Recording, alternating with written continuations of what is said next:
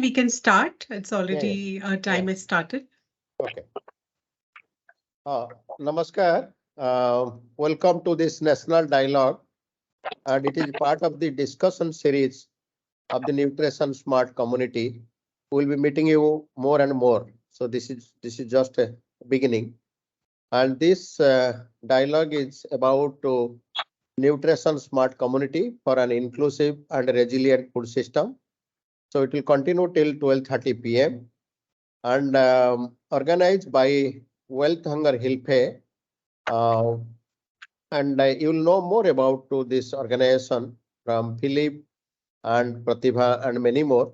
But interestingly, I found the president of Germany is the patron of this organization, Wealth Hunger Hilfe. And also it is co-organized by Vikas Sambad, which aims to establish an egalitarian and healthy society that is democratic in its nature and disposition and secures freedom from all forms of poverty. And we have an eminent person, Sachinji, who has done commendable work in the right to food, right to nutrition, and increasing entitlement of the people, giving people marginalized voice. So he's here. He will speak more about that. So two credible organizations have partnered and come out to this. And there are many things happening in the world about food system, but we will talk about how a food system which is deeply aligned with India's Poshan Abhijan and also National Mission on Natural Farming has made a substantial impact that you would like to know following agri-nutrition route. So you'll hear more about that. So I have only one, I'll be moderating this session, and I have only one request to all the people. Please switch off your mobile. And if you have any question in the box, you have time. So please share that in the box and mute whenever you are not speaking. So with this, I would request Pratibha ji from World Hunger Hilfe to welcome and introduce about the subject. Welcome, Pratibha ji. Thank you so much, Basanta ji, and a warm welcome to all the distinguished subject expert, the eminent, leaders from the different aspects who are contributing to the overall development of our country. So I welcome everyone on behalf of Wealth Hunger Hilfe. Nutrition is very much part of our central agenda, whether we look at to development, whether we look at to policies, whether we look at to the civil society's contribution, and overall, when we look at to the current scenario of food system transformation everywhere, the nutrition sensitive working or nutrition sensitive initiatives are very, very important. So we are very pleased to have this dialogue today to share with all of you the Nutrition Smart Communities concept, which we have been implementing, and you will hear more about from Philip in detail. But before we get into the subject, I really welcome everyone in this important discussion dialogue series, which we are starting from today. My pleasure to welcome Shobha Suri ji. I believe Bhavna Sharma ji, probably she will be joining later, or I think she has got some other priority, so probably she'll join later. I also welcome Mr. Rajiv Tikhu ji. Thank you so much for joining this important dialogue. I also welcome Birendra ji. Thank you so much for joining hand to have this dialogue. Dr. Sujit Ranjan ji, thank you so much for yours. Always, you are very proactively supporting all these kind of discussions and dialogue and action.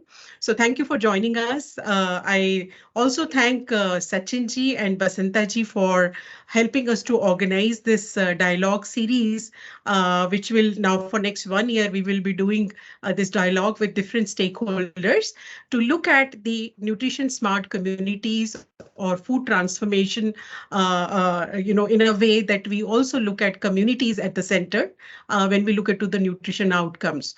I also welcome Mr. Philip, our program expert from Wealth Hunger Hilfe. He has been instrumental in designing this entire design of the nutrition smart communities. So with this note, and I also welcome all the participants of this dialogue who has joined, many NGO partners from the ground and also from the government. We have many officials who are joining this discussion today. So I welcome everyone. And with this, I invite Philip to say a few words about our nutrition smart communities and this purpose of the dialogue. Thank you so much. Thank you, Pratibha. Let me upload my presentation.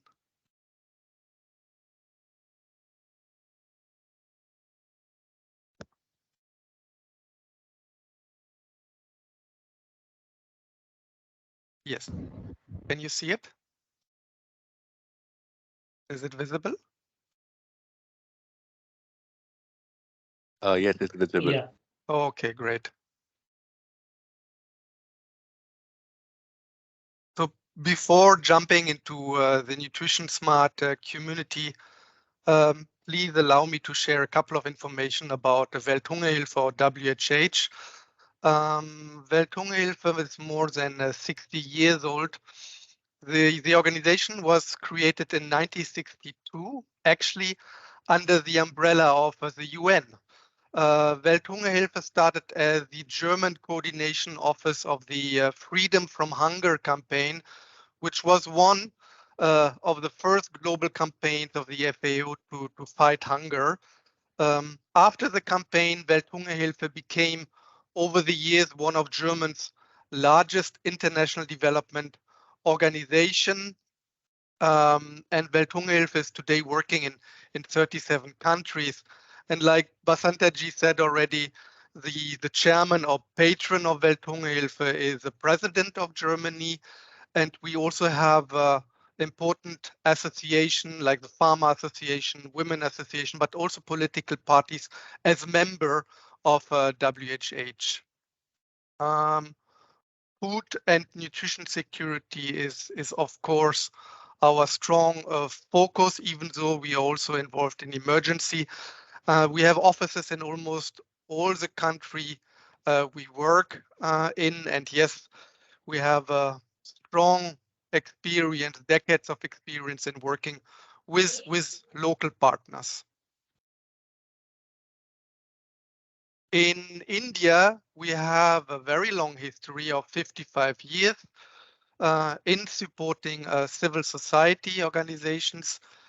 We have a liaison office in Delhi and smaller offices in Kolkata, Ranchi, and Bhopal. Pratibha, for example, she is based in Bhopal. We currently have 22 staff members, and we are collaborating with a network of around 35 to 40 civil society organizations, which support approximately 1.5 million people annually in different states of India.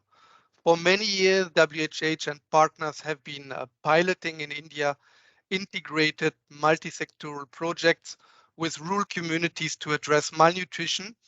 And we keep on advocating for a more holistic and systemic approach at a different level. This is quite a difficult task, a complex task. And we all know that yes, our food crisis hasn't improved much in the last years, rather the opposite. Unfortunately, chronic hunger is on the rise again. Globally, 768 million people are still affected by hunger. 1 of 10 people regularly go hungry worldwide. 1 in 2 preschool kids suffer from hidden hunger.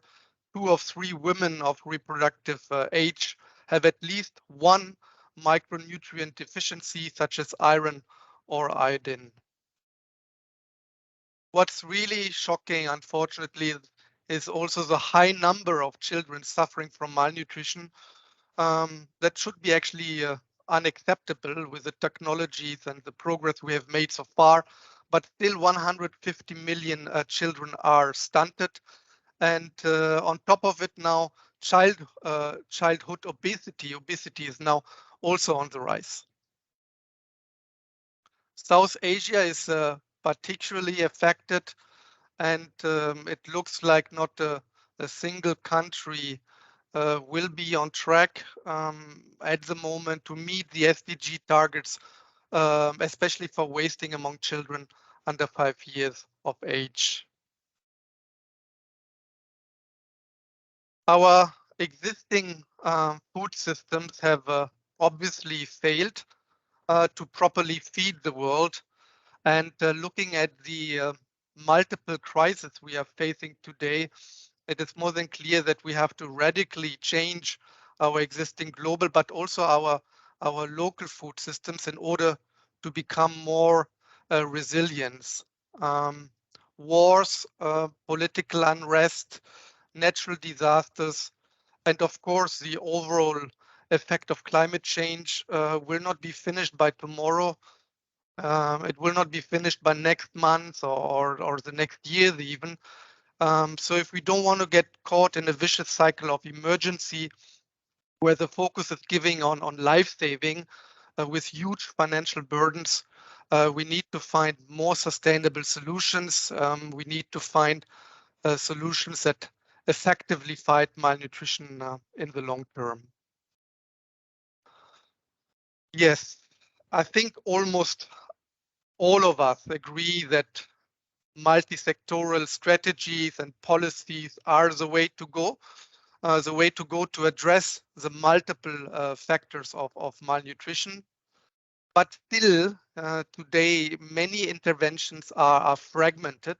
They're not really integrated, meaning that nutrition-specific and nutrition-sensitive interventions are not yet uniformly delivered at community level. Government departments, but also civil society, NGOs are still operating in silos, and scalable, evidence-based and community-driven implementation models are still missing. Also, there's a lack of information about the costs and cost effectiveness of intervention delivered across sectors.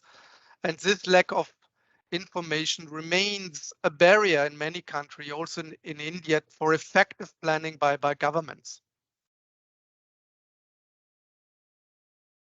Being aware of these challenges, we developed over the last 6 years a multi-sectorial implementation model, which we call today the Nutrition Smart community. The Nutrition Smart community is a multi-sectorial systems approach towards improved nutrition, and the Nutrition Smart community is not only a community of different rural villages, it's also a community of experts, it's a community of different development organizations working towards better nutrition.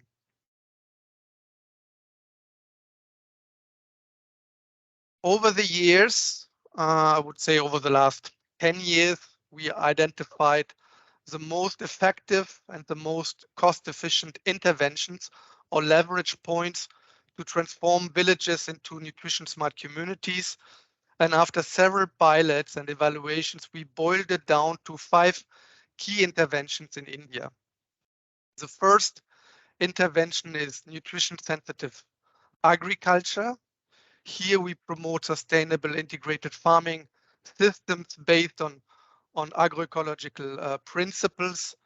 These farming systems help families to produce and consume more sufficient, nutritious, and diverse food. The second intervention relates to nutrition education.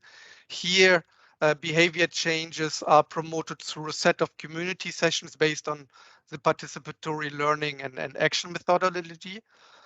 The third intervention refers to nutrition camps. These camps represent a more intensive version, I would say, of nutrition education.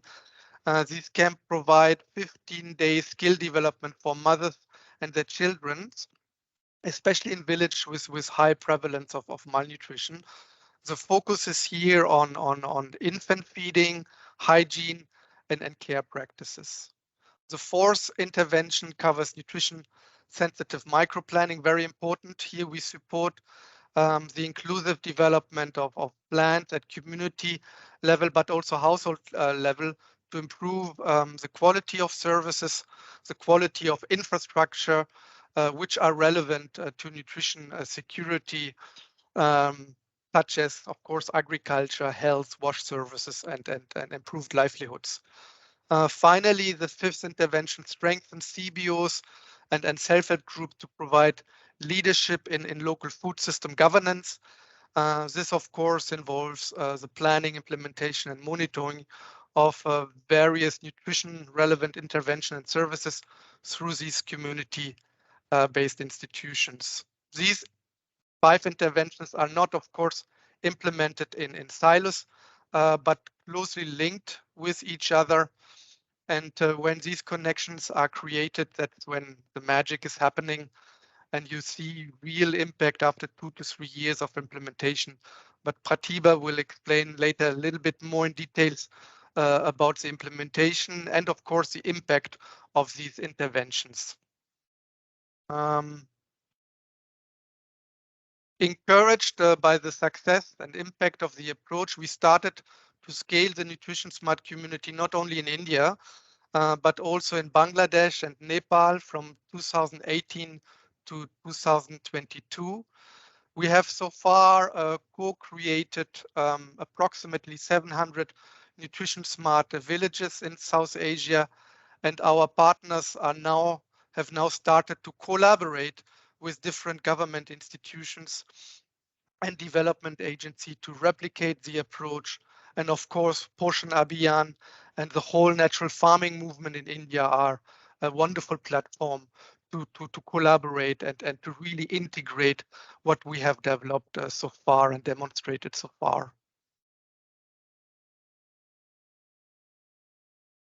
The Nutrition Smart Community was also introduced in Tajikistan, and we just started this year with a second scaling phase, a bigger phase in Ethiopia, Malawi, and Sierra Leone to create additional 200 to 300 nutrition smart villages based on the experiences made in India. And also other countries such as Burundi or Congo have also shown strong interest and have also started to adopt as a model. To support effective scaling, we are now in the process of establishing a nutrition smart community platform. This platform has the objective to support, link, and connect different partners, different stakeholders, and communities through a unifying implementation and learning framework. The platform will have different building blocks. The nutrition library, for example, will facilitate access and sharing of toolkits, the comprehensive facilitation guides. The nutrition community tracker will allow an integrated impact monitoring based on a clear set of community and household level indicators.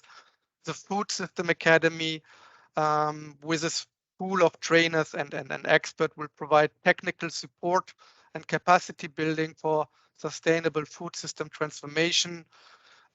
Incubation hubs have been created at community level, which will be closely linked with the Food System Academy. These so-called model villages will act as learning and knowledge hubs for relevant stakeholders where they can see, the model directly in the community. But these model villages will also pilot new food systems innovation and become dedicated ambassadors representing the voice of vulnerable communities. The creation of strong alliances is, of course, crucial. And this webinar represents one starting point of a series of events which will come up now to build new alliances with other nonprofits, with donors, with the private sector, of course, but also the academia and the government. So I'm looking forward for multiple events which will come up now in the next month. So let me now conclude my presentation.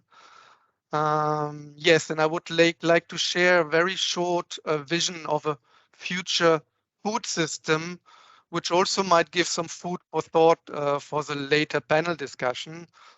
After the Industrial Revolution, the Green Revolution, globalization, and the digital revolution, I feel that we are now on the brink of a new revolution. I think that this new revolution will redefine our approach to food systems.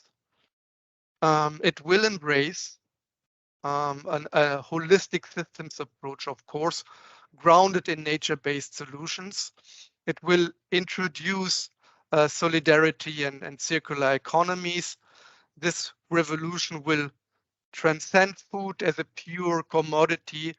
It will move beyond the growth-centric paradigms we are having today, and it will focus on ecosystem restorations. And supported by nature-inspired AI and algorithms, the revolution will envision a future where technology not only serves our greedy need, but also harmonizes with the cycles of our natural environment. So this vision, of course, will take time to materialize, and I fear that we will continue to face multiple disruptive events in the coming years before real transformative change will take place. But until then, I hope that the Nutrition Smart community will continue to grow and inspire many in shaping their own pathways towards sustainable and resilient food systems. And let's not forget the quote of Mahatma Gandhi, the future of India lies in its villages. And I think that is not only true for India, the quote also applied to all the countries of our planet. Thank you so much. Thank you. Muhsin, can you put the presentation down? You know how to do it. Thank you. Yeah. Pratibha, you will speak something or? Thank you so much, Philip, for sharing this big picture of the nutrition smart communities, and I'm sure this will interest to all our participants and also the panel, the expert panel we have today.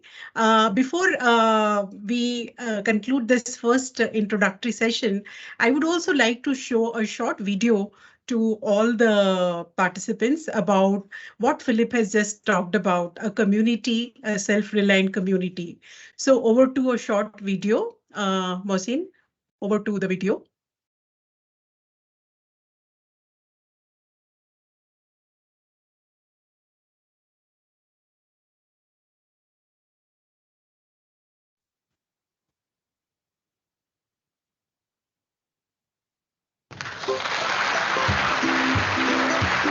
Thank you. I am Chini and this is my village Dunya. Dunya is beautiful and it's surrounded with fields, forests, rivers and ponds. My village is a nutrition smart village. Here no one sleeps hungry and no child is malnourished.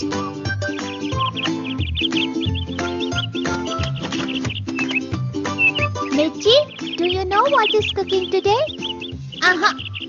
Yummy! Pumpkin and drumsticks in lentil soup.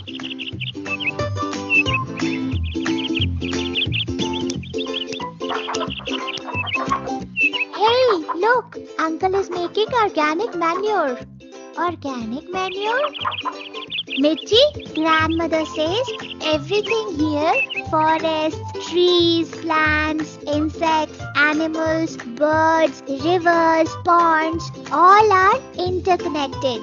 And the kitchen garden with farms give us a variety of fresh nutritional food all around the year. The extra produce is also sold in the local market. Pushpa, have your milk. Chini, food is ready. Wash your hands and come to eat. Mirchi, always wash your hands with a soap before eating. Always with a soap.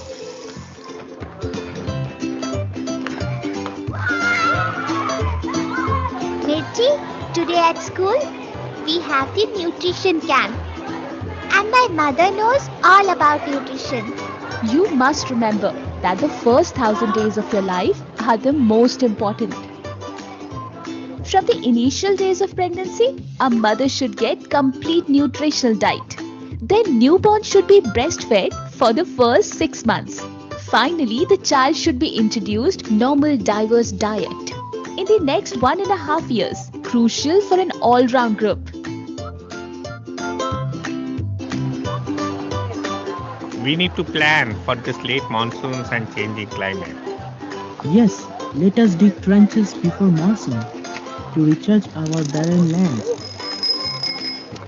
Chini, you have won the first prize. You have to go to the city now. My village is the best. Here no one sleeps hungry and no child is malnourished. Don't you want to make your village a nutrition smart village like mine?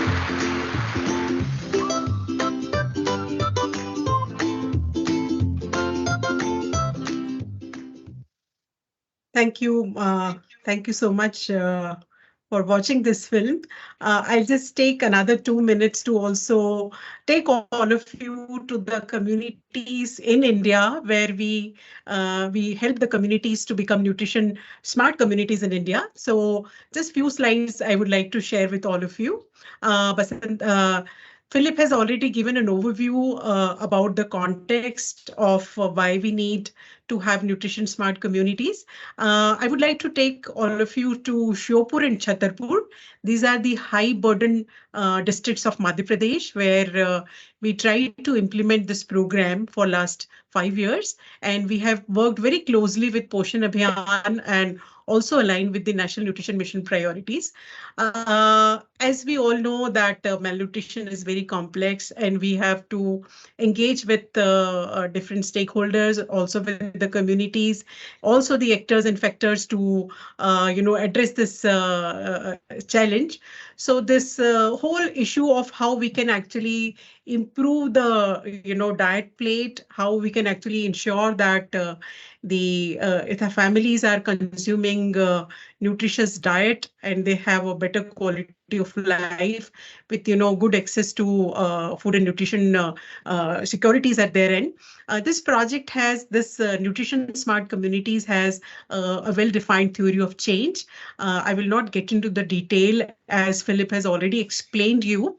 So quickly, I just get into what do we mean by the nutrition smart communities. We look at for a community where there is no hunger, whether hidden hunger or hunger, like we also look at food and nutrition security in these communities. We also look at linkages between agriculture, natural resources, wash, livelihood and education with nutrition. Particularly women in a reproductive age group has, good food consumption every day, the dietary diversity. They understand what is the 10 food groups, how they can actually eat better in their daily diet. We also target the young children, their minimum acceptable diet, their frequency, how much amount of different food groups they are consuming. Very importantly, we also look at how the families are growing and also ensuring that, all season they have a good nutrition security in their house. We also look at how the uncultivated food can actually be used and preserved, and traditional recipes are consumed by the families. And very importantly, safe drinking water, basic hygiene, toilet use. And apart from this, the access and entitlement to government schemes are also in place. So this we have already seen. Philip has explained it very nicely. So I just quickly would like to share that how we look at the linking agriculture and natural resources towards nutrition securities in these communities, where we see that families are able to identify the drivers of malnutrition and poverty through the connect of nutrition to natural resources, water sanitation, hygiene, income generation, nutrition education, and in agriculture. Very interestingly, with this implementation, we could see particularly the mothers are fully aware about what they need to feed to their children to prevent infection. nutrition behavior change communication on child care and feeding practices are very important aspect of this program. We also work with farmers very closely and see the family knows what to grow on their farms and what to buy from the market to ensure the 10 food groups access and available for the consumption of the families. Very importantly, families are also able to plan their resources and their access to government schemes through nutrition sensitive microplanning process. So village development plans are now nutrition sensitive plans, and the community is empowered and make service providers accountable for institution building and creating knowledge hubs in each village. The frontline workers are capacitated to do a very important behavior change support in the communities with effective communication on nutrition action. The different departments, the schemes which are from village to state, we try to connect and bring convergence and collaboration. The different implementation tool for all these strategies we could actually develop jointly with the National Nutrition Mission and Poshan Abhiyan in India, and we could actually come up with this kind of a resource pool, the resource implementation toolkit, which is available now. And I straight looking into the time, I straight go to the outcome which we are seeing in these communities. Just few indicators when we started this project in 2018-19 in these selected villages of Shopur and Chhatarpur district of Madhya Pradesh, we could see a drastic improvement in the malnutrition drop from 42 or 59% to 26% or 29%. We could also see the women are consuming a better diet. They have a minimum dietary diversity in their food plates now. We also see the children are also fed very nicely. They have all diverse food in their daily diet. We also see an improvement in safely managed drinking water practices and also how they are able to practice safely managed sanitation. So these are some of the indicators.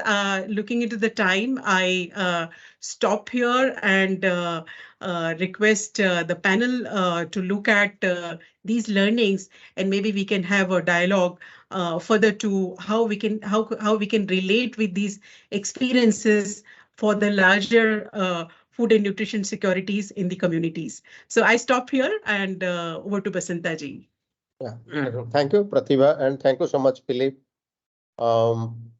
Sharing about the program, how it is locally grounded and globally connected. Yes, Philip, the food system is diluted, food system is collapsed, food system is broken. It is our collective responsibility to build it. And very nicely, you talked about nutrition smart world and building alliances for scale-ups. I think we should, with this motto, fighting malnutrition and hunger together. So I would invite Dr. Sujit Ranjan. Dr. Bhavna from ITC has just sent a message that she has a board meeting to attend.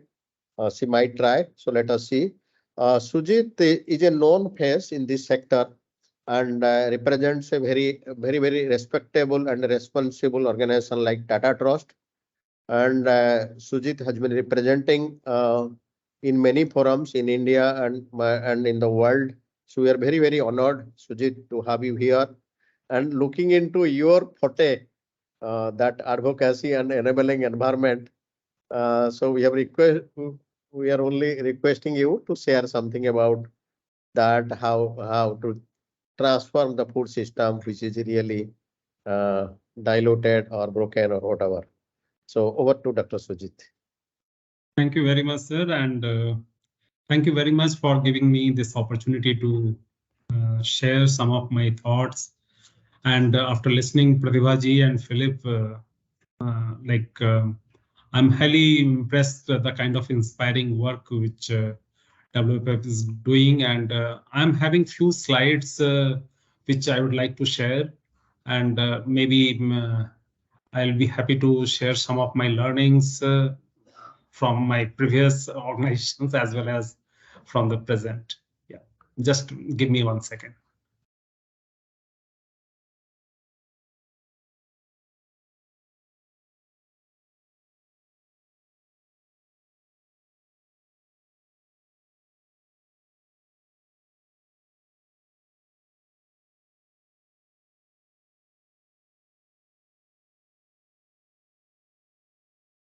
So, first of all, this topic is very close to like Tata Trust and also an individual, because the food system is in very complex in nature, and it needs a very more holistic and coordinated efforts.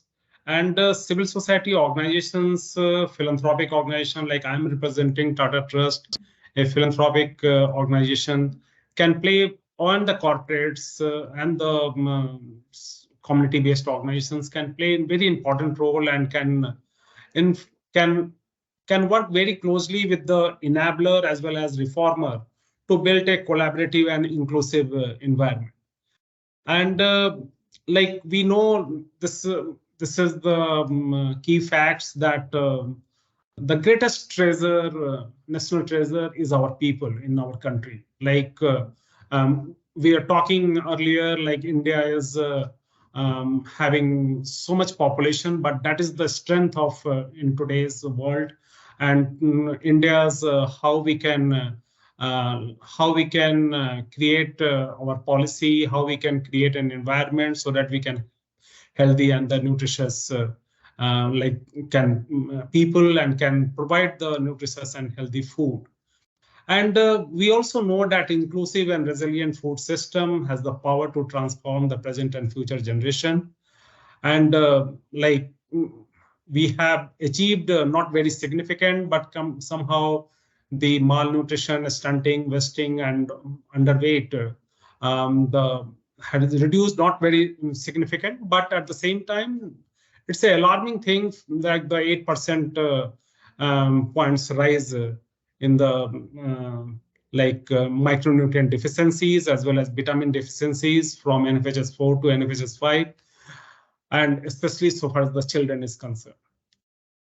Food system, we know this fact very well that this is the basic need. Food is the basic need, but we also I was part of the entire process, like call to action, how we learned that the Green Revolution was focused the more food production, and yet there was some flip side, and just 3 food, rice, wheat, and maize now provide nearly 2/3 of the dietary energy intake. But there is a need for our current food system, like how this seriously we can understand the challenges and creating a food secure, safe, healthy, and sustainable world. This is also based on our learning, like what are the key areas for inclusive, the resilient food system. Definitely the enhancement of production of productivity and nutricerials can play, how we can ensure, how we can provide the technical operational support as well as the behavior, and the value addition, processing and recipes development, entrepreneurship. Lots of startups are there, how we can use their as a kind of food system champions, and how we can use them in a more effective manner, and more inclusive nutrition and health benefits. We can understand related with that. Awareness creation among the policy leaders as well as the program leaders and the community, and the policy intervention. So like Basantaji rightly mentioned about the Poshan Abhiyan and the Nutri-Food, how Government of India is also promoting, and international outreach, like what kind of learnings we are getting from the different parts of the world. Like in Tata Trust, we have taken it as a kind of very holistic, and you can see Tata Trust is working on various themes, but the development themes like health, nutrition, water and sanitation, livelihood, education, we all are trying to integrate, trying to come together for a kind of taking the issue like the food security and the food nutrition security and the food system in a more holistic manner. And our entire approach is how we can see the irreversible impact at community level that can sustain and that can be at a scale. And by this way, we can be the future forward. We can invest the issues in the national significance and build a culture of excellence And we also evaluated who are the key stakeholders for inclusive and resilient food system. What are the challenges? What are the opportunities? What are the contribution they have already made? You can see like the public sector and the policy. We are fortunate enough that the nutrition, like the food, is the now the like the policy agenda, political agenda, and the political commitment. And Poshan Abhiyan is this, and also the Poshan Abhiyan Mission Poshan 2 is an example to mandate the sustainable nutrition through better food system. And also nutrition is at the core of SDGs. Like all 17 are sitting on the nutrition. If the nutrition is improving, how best we can achieve in the other 17 SDGs. And agriculture supplementation food is also the core agenda, the short term, medium, long term, whether the maybe supplementation is the short term and diet diversity then is the long term. But in the meantime, the fortification, food fortification, how can be a kind of medium. But there are some challenges where we can play an important role, and we all are sitting here. All of us are trying to contribute, and maybe this consultation will give lots of ideas and the thoughts. Then also like the local government and community, there is a culture of silence. We are ready to accept whatever things are coming, but how now the things can be changed, and things are changing at community level. And after listening from the presentation of Philip and Pratibha ji, lots of hope, like yes, there is a possibility to change at community level as well as at the policy level. And Tata Trust is also like we all are working with the farmer association, farmer producer group, and providing all kinds of technical, managerial and operational support so that we can get the best from them, and also linkages with the government. And this how we can break this culture of silence. The same that we all are we understand that there is a role of corporate, there is a role of CSR, but there is a role of philanthropic organizations is coming up like anything in the field of food system, and they are taking it so seriously, which was not there earlier. But there is also our role how to make it a kind of more acceptable at the community level, at the civil society organization level. There are development organization, and earlier the agenda of food system was not on the top of most of the organization, but I'm happy to say that they understand that there is a need to have a sharp focus on creating inclusive and resilient food system. That's a sustainability benefit and vulnerable population, so they are coming up. And so we learned food system, like the supportive and enabling environment is essential for the two elements important, like the formal elements, that's the public policies and environment. So we talked about Poshan Abhiyan, we talked about the agenda of the government, multi-sectoral approach, governance, regulatory framework like FSSAI, the FFRC, and so on. And also the investment, how we can bring the investment from the donors as well as from the government, and how that will go for the research and development also, and also creating an environment. Informal elements play a very important role at social, cultural, innovation networks and the civil society organizations. And the Poshan Abhiyan is when the Poshan Abhiyan started, and the Mission Poshan 2 now has created a very enabling environment to tackle hunger and malnutrition. And Tata Trust was the principal partner of Poshan Abhiyan when the Poshan Abhiyan started, principal and lead partner.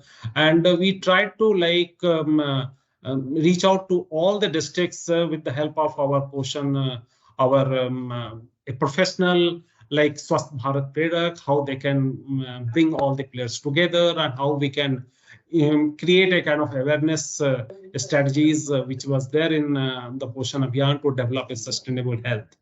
And also it's a right kind of not only the nutrients, now they are also talking how like the Poshan Vatika, Nutri Gardens, how they can play an important role, and like the vegetable and herbs are going to be available at Anganwadi center level. And still we are taking this initiative in different parts of the country directly, like in Andhra Pradesh, the Yes to Poshan program we have taken with the ICDS, and that is through the participatory learning and action, we are reaching out to the community, and also like bringing all the women together and also the male members, so that we can see the Nutri Gardens at community level, and we can see the how they are getting the fruits and vegetable at their doorstep.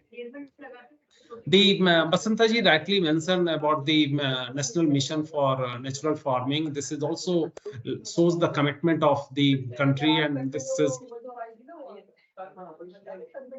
a lot of noise is coming. Yeah. So the objective is also very close to the close to all of us, especially the people, those who are looking for a kind of holistic food system, like increasing the agriculture productivity and incomes. That's very important. How we can, by this way, we can reach out to the farmer and engage them in a more meaningful manner. And the climate smart agriculture, how that can integrate approach for managing the landscape and also the livestock. So there are like even in Nutri Garden, we are promoting farm and non-farm, like the livestock, forest, and the fisheries that will address the interlinked challenges. So as I mentioned, like we all are understanding this fact very well. Ultimately, the long-term is the dietary diversity long-term solution, and we talked about that. And it's very important, like the important aspect in enriching that in our communication and also awareness. So we also like this is internally we understand that like inclusivity for better food system, how the policy, the interpretation is reaching out to our target population, our community, and how we can provide the technology, the financial services. So even in Tata Trust, we started the financial inclusion, like how we can link them with the banking and the other services, which from there they can get the financial resources, and how that can income that can be generated, not though there is a like opportunity to engage them in Manrega program, but what are the other opportunities we can create? And also the access to the infrastructure, training part is very important, how we can build the capacity and bring them to the access to the market.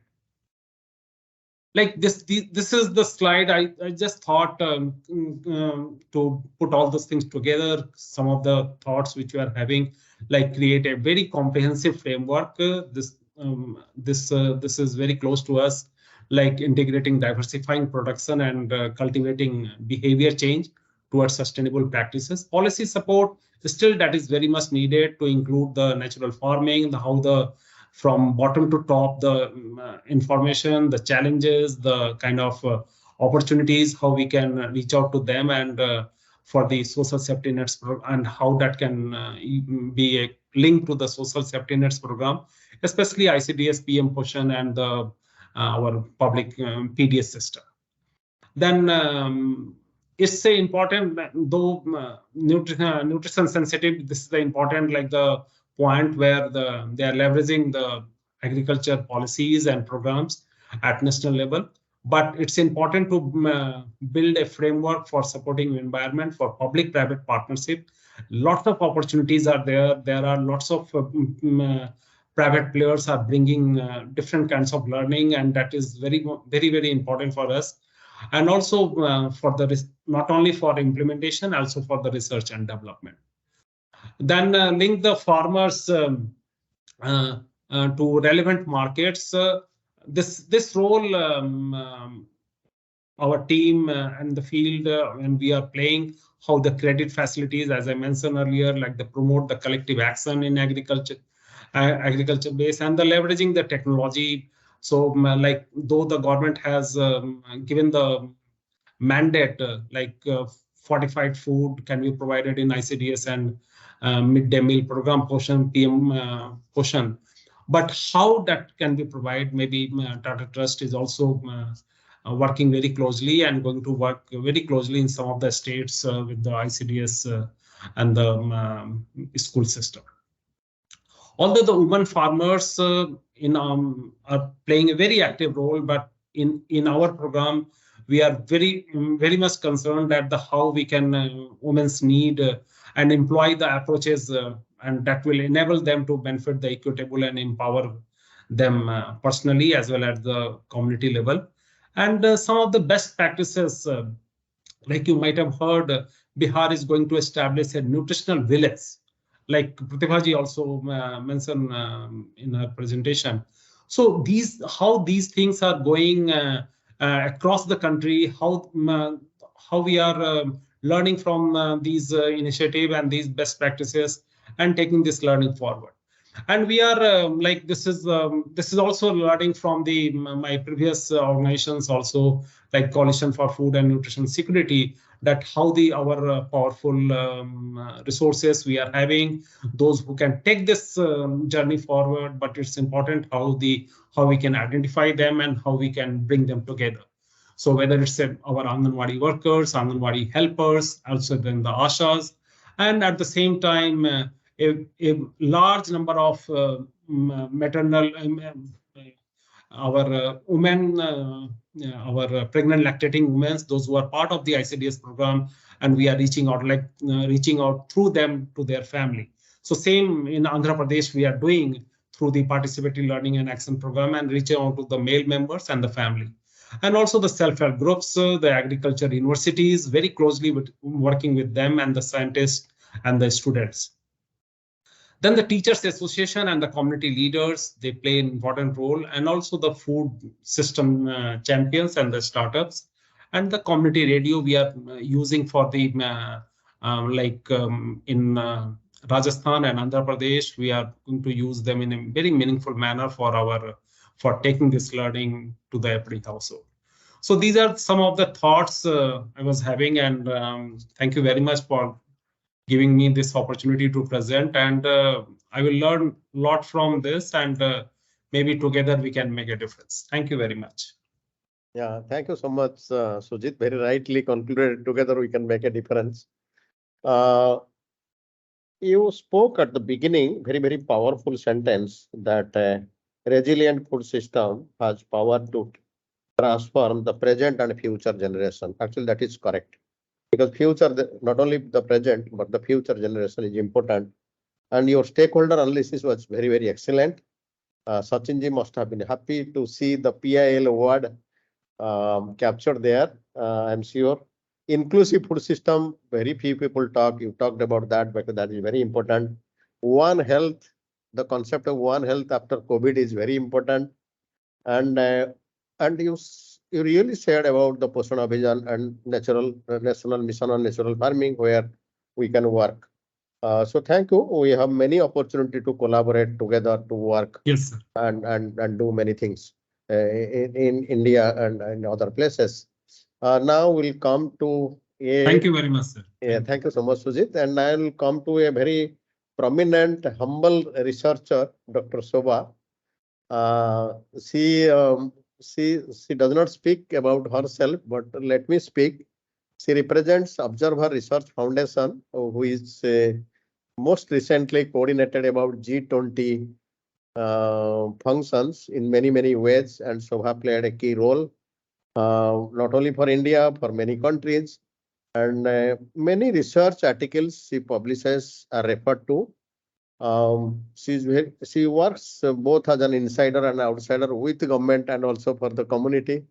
So we'll hear from Shobha about the same food system. Before Shobha, you speak, let me share a general question to everyone. Many adjectives are put nowadays in food system. Somebody says inclusive, some transparent food system, nutrition smart, climate smart, resilient. India is now talking about self-reliance, Atmanirbhar. So which food system we should? So anyway, that is a general question. And another request to all the members, please share your questions in the question box. There is a time. We might extend by 15 to 20 minutes looking into the time. So please bear with us. Over to Dr. Shobha. Yeah. Thank you so much, Basanta sir. That was very elaborate. I don't think I'm that much as you said. Humble. But yeah, thank you so much for inviting me. I mean, it's an esteemed set of panelists and speakers. I'm going to be obviously learning from them. And I'll be speaking on the food system approach to food and nutrition security. Just to answer your question on when we say nutrition smart or climate smart, I think the SMART acronym is basically, it comes from, when we say something which is specific and measurable, achievable, relevant, I think, and of course time bound. So I think it's the SMART kind of a relevance which comes from there. At least one component of the SMART, if we are able to achieve, I think we should be able to overcome the challenges. So that's what is my understanding. Let me put my presentation. A lot has been said, and Dr. Ranjan has covered quite a bit of my presentation, and so has Philip. But I will still present my view on the food system approach. Just give me a second.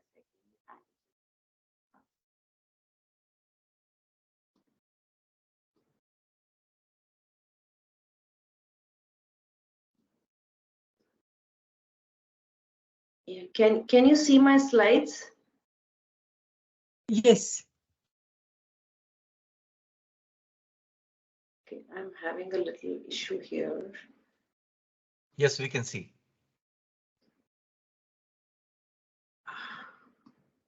Okay.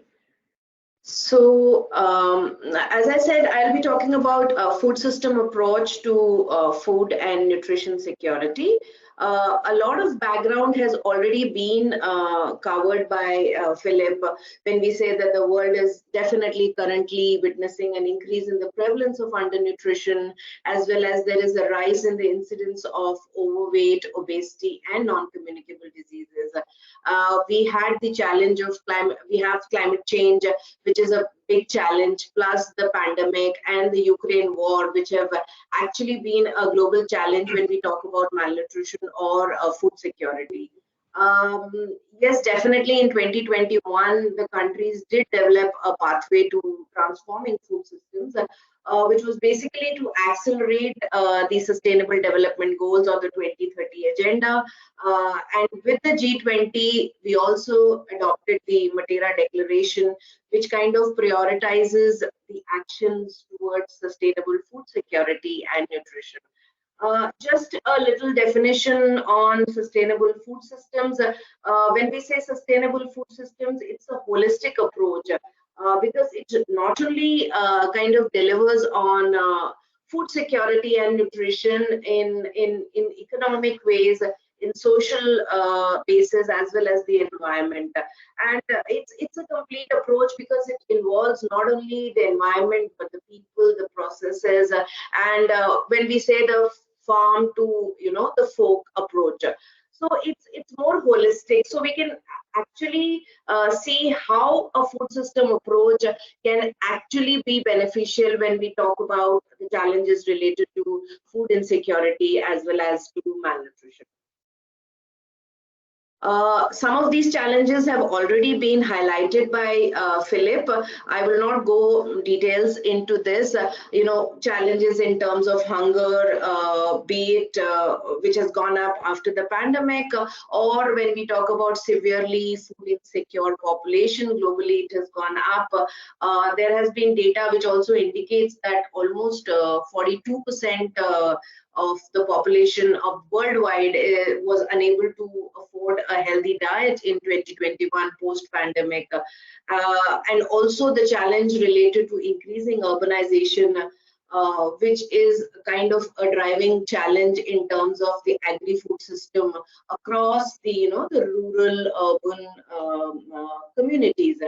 Also, finally, the challenge of availability of more cheaper, convenient, pre-prepared and fast foods, or we say HFSS, high fat, sugar and salt, and also the growing concern on ultra processed foods. So all this has also kind of contributed to the growing challenge of malnutrition. So if we specifically look into South Asia, where we are talking about India or Bangladesh or Nepal, as can be seen here from the data, the malnutrition in women and children across South Asian countries is of concern. Specifically, look at stunting in under 5 children or anemia in women and children. And this is the process where this perpetuates the vicious cycle of malnutrition. So that's where the importance of nutrition in the first 1,000 days is of great concern. Moving on, if we look at some of the impact of the agriculture and the food system and the modern diets on the environment, even though the amount of food produced per person has gone up by 30 to 35% since the Green Revolution, but however, it has also been, characterized by the use of chemical inputs, where we say that the nitrogen fertilizer has increased by 800%. Or when we come to the water management or water resources. Some of the modern agricultural practices are also hazardous on the environment.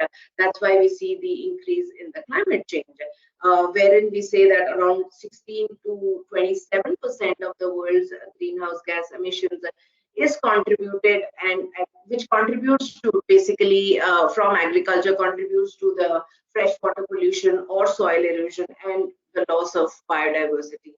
I would just like to quote here, like FAO has emphasized that a higher carbon footprint of wastage comes from at the consumption phase.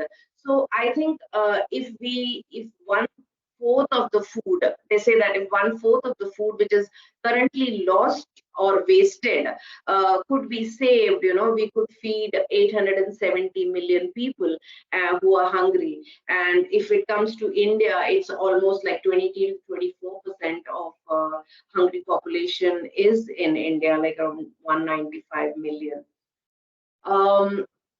Moving on, when we talk about impact of COVID, it's really devastated, and it has pushed back whatever achievement we had in terms of achieving the SDGs on poverty or on hunger.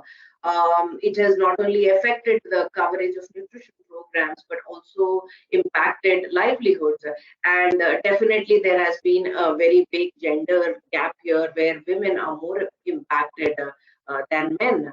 So the challenge today is to repair the damage caused by the pandemic, build a climate resilient agri-food system. I totally agree with Dr. Ranjan when he says that these are doable measures, and also kind of pave a path for a sustainable system in the future, because what we do today is going to definitely impact the future generations. So to conclude, I mean, we look at a food system approach. A food system approach is, as I mentioned earlier, it addresses the dimension of economic, social, as well as environmental sustainability. When we talk about environment, it takes into account the food loss and wastage, as well as the water and the soil health in terms of water management. When we talk about economic impacts, we have jobs and incomes and tax revenues. Jobs and incomes, when Dr. Ranjan talked about Nutri Gardens, I think Nutri Gardens not only provide micronutrient rich fruits and vegetables, but also it's a means of livelihood. And the social impact in terms of workers' rights, and also the animal welfare institutions, which we should look into. So what is required is urgent measures to transform the food system so that these become sustainable. One very good example is climate smart agriculture, which was also mentioned by my previous speakers, which is an integrated strategy that not only incorporates climate friendly methods, but also at the same time looking at the raising the animals and crops. So kind of adopting a sustainable farming system, putting more emphasis on healthy eating, promoting climate smart agriculture, and adopting measures so that we have lower greenhouse gas emission along the supply chain, be it food production or till the stage of when it reaches the consumer. These are some of the strategies which could address the sustainability of the overall food system.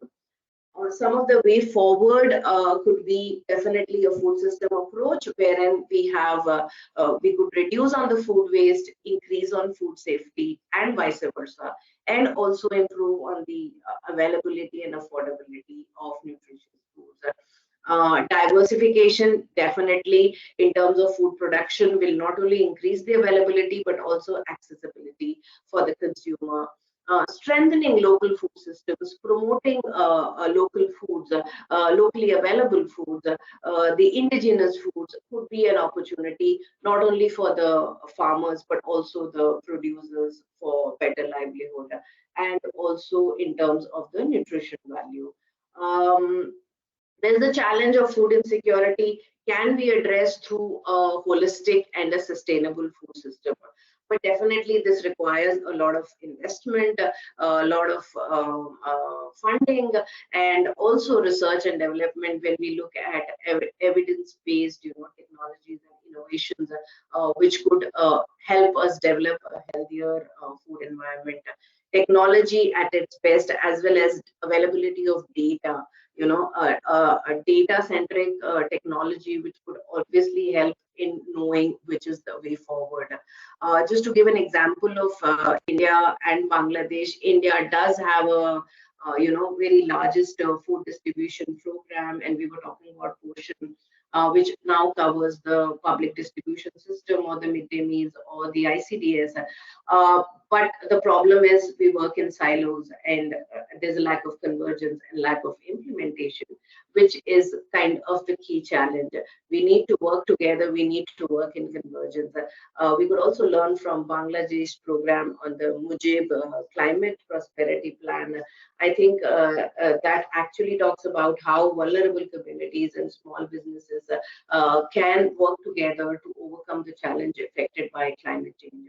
So there are models available, and I think what we require is to working together to understanding what model is scalable and adaptable, so that countries in the same geographical arena can actually adopt and look for a way forward to overcome the challenge, which is not only region specific but also globally. Thank you. I would like to stop there.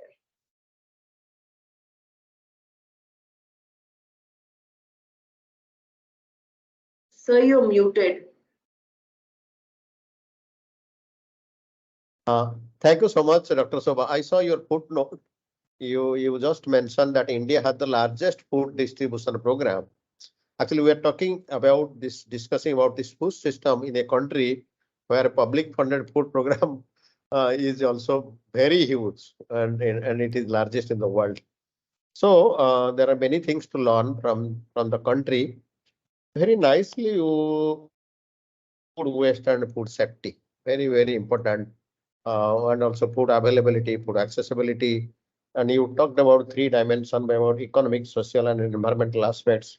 But more importantly, you talked that there is a damage caused to the food system by the COVID. So it needs repair. Some people talk that there is also a damage to the food system because of the war and conflict. So that is another area we might talk at some time. So very good. Thank you so much. We'll work together. There are around 90 speakers who have joined for this webinar unusually, and there are and your things are being heard other than many people in other countries. So there are people from Nepal, Bangladesh have also joined. So that is a good thing. With this, I would now request Biren to speak about how biofortification is a transformative action to change the food system. And Biren represents Harvest Plus, which is a global leader on biofortification. So he has a picture. So he got the World Food Prize. He just founded this Harvest Plus, which is part of the CGIAR system now. So nobody could have spoken better than Biren, and he himself is from agriculture background, and he spoke on behalf of his global headquarter, and he's speaking on behalf of his global headquarter and also country headquarter. So thank you. So, and he has done tremendous work in Bihar. So we'll speak about Bihar and perhaps in some program in Odisha, which Sujit also referred about that. So over to Biren. Thank you, Vasanji. Good afternoon, everyone. And I will speak on the biofortification. And as you all know that this is a new strategy to address the malnutrition, along with this fortification, supplementation, and dietary diversifications. And already previous speakers have told many about this nutrition impact, data, and science. But I will bring some new dimensions along with this malnutrition severity and intensities. So there is another thing that is very challenging that climate wants. And the climate change that is not only hamper the production and productivity of these crops, but you see that there is a serious hamper in the nutritional qualities. Studies say that in the next coming 2050, there's a great depletion of in the nutritional qualities, mainly the protein and micronutrient contents.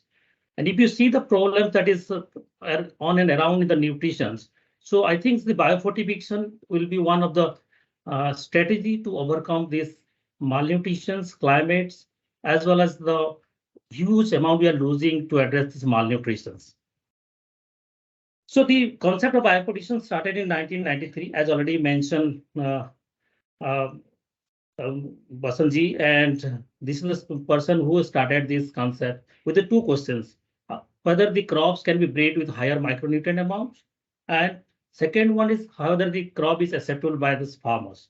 So with this concept, this has been started, and now it is going popularized across the world. And in 2016, this concept has been awarded the World Food Prize. So what is biofortifications? So biofortification is nothing but a process of breeding the crop which have higher micronutrient contents, meaning to say that the crop which is grown is having more micronutrient content in the grains. So these are being thought that this is the previous concept we can say, which are in our earlier production system. There are varieties which are more micronutrient, but based on the variety and change, these varieties and varies. Now what we do, we revive these varieties from the seed banks, now bringing in the production systems and develop this with yield as well as the nutrients. So these are basically natural, high yielding and nutrient-rich products. These are not a GMO crops because we follow the principle of conventional breedings. And these varieties are having more than 40 ppm of nutrient as compared to the conventional varieties that we are growing. So it do not need any special production systems. It is compatible with our natural farming, as we have discussed with the agroecology principle as well as the sustainable agriculture practices. So there is no more of investment. Once the crop is developed, once the variety is developed, it comes to seed chain that is goes to farmers. So there is no further fixed cost of investment as there is recurring on farming systems. So coming to that, it is a rural strategy. Can say if you see the masses and how can we provide the nutritious food, so it can be easily integrated in the rural systems. So these varieties are a measurable impact where we consume regularly. And if you see that this is also climate smart, some of the variety that is very suitable to drought prone areas, short durations, heat tolerance, these are the characteristics of this variety also. So some of the fact that I will present over here, according to the Copenhagen Consensus, this is the most and higher value for money investment. According to the studies that if you invest $1, that it can return $17 in the financial year. Already I mentioned that Dr. Howdy Buies, who is the founder of this Harvest Plus, has won the World Food Prize. And also this bioprotection is also compatible to address the UN goal. So some of the studies that already conduct, and you can find in major journals published, these are the measurable impact, cognitive levels. And in the studies of iron palm millets, gene wheat has been carried out throughout the systems. So there is if you consume regularly, there is a measurable impact in your health. So far, if you see the variety that is growing, in India, around 100 bioprotein variety has been developed by the ICRs, where we have partnered with several ICR system as well as the State Agriculture University. Globally, there is more than 300 varieties has been developed and cultivated around 14 countries. So in India, we are working in hygiene rice, hygiene wheat, as well as iron palm millets, calcium finger millet, and also we are sorghum, which is high iron. So beside this, we are also crop like sweet potato. It has provitamin A as well as lentils we have. And you will see that we are also reaching 6.9 million beneficiaries across globe. So how we work? If you see that this is a very beginning concept that the R&D start with the crop development part, that we can bring into this crop development, how this variety can be developed with the higher macronutrient as well as the yield as well as the climate factor. These three factors we are taken into the consideration while developing the varieties. And these are the variety develops through the old one, that is we have higher nutrients earlier days. So bringing this variety, and when it's performed well, that's come to the seed chain. Seed multiplication happen with the farmer producer companies, seed companies, private sector involvement there. Then we come to seed multiplication, distributions, and then we aggregate, farm, bring the food partners. Then ultimately it comes to the consumer, and through the retailer, distributors, is come to the plate of these farmers. So what the strategy we are doing? Basically, what we are two-level strategy, one the community level strategy, one the market level strategy. In the community level, we bring in the variety. So this is a seed that has higher micronutrients, and we all multiplications and seed production is going on through this partnership mode. And then we can promote the community seed bank so that they can preserve and cultivate again and again, so that they can be sustainable modes. Then we can how can be this grain can be production through cluster, because you know that small and marginal farmers cannot be in a resource and can be in a surplus grain. That we approach the cluster approach and seed grain in demand, and that can go to the retailers, distributor, processor, and ultimately this consumer system. Secondly, we also work in the public policy and nutrition programs, where you can be how this bioprotection food and grain and seed can be incorporated in the system of public programs. So that's why we are working, and also ultimately we are connecting the market for these consumables and available the product. So I'll bring that how this program is going on. I will say case studies in Bihar. We are working in last 6 years in the state of Bihar, where we can combine the exclusive model on climate, women, and how this bioprotected crops. So our objective, the Harvest Plus, ensure the profitability for farmers by ensuring the sustainable agriculture production systems and bringing this climate smart bioprotected crops, which are key to this climate smart agricultures. And we are promoting the agronomic practices. We are based on the local conditions and the weather system in particular geographies. So we are also providing the farmer better access to the advisory service, both in the weather as well as in the agronomic trades. So we are also working very close to the private sector entities to develop the value chains through the FPOs and linking the private sector partners for value additions. And one of the more core agenda that how we can build capacity, because awareness, knowledge, that is very crucial for this scaling of this model. So we are working very closely on that, and we are focusing on these type crops in the Bihar state, that is zinc, irons, and vitamin A crops. So if you see some practices that we are adopting, so with an objective how to conserve the soil, water conservation, and reduce the greenhouse gas emissions. So we are promoting zero trace happy seeders. We are intercropping, crop rotations. We are also promoting the millet and pulses for water conservation, as well as ensuring the cropping patterns, soil health, nutrition, as well as we are some in rice field, we are alternative wilting and drying method that so that this greenhouse gas emission can be reduced. So in Bihar, we have a collaboration with Jivika, and Jivika, you all know that is the largest rural development program implemented by the Bihar government of Bihar, where 12.7 billion households are the key stakeholders. And we have engaged with the Jivika, where we have 5 major components that we are jointly working, how to access to nutri-food to all each and every household. We are 2-step strategy. One is how through the production system. Second one is the value additions and linking the markets. Secondly, also we are promoting through this climate smart, nutri-smart agriculture production, as already I mentioned. And also we are empowering the company through different modes, through creating awareness, field days, demonstration of varieties. And third one, value addition. By this FPO under this Jivika, we are aggregation, we are facilitating the aggregation, value addition, and linking the market.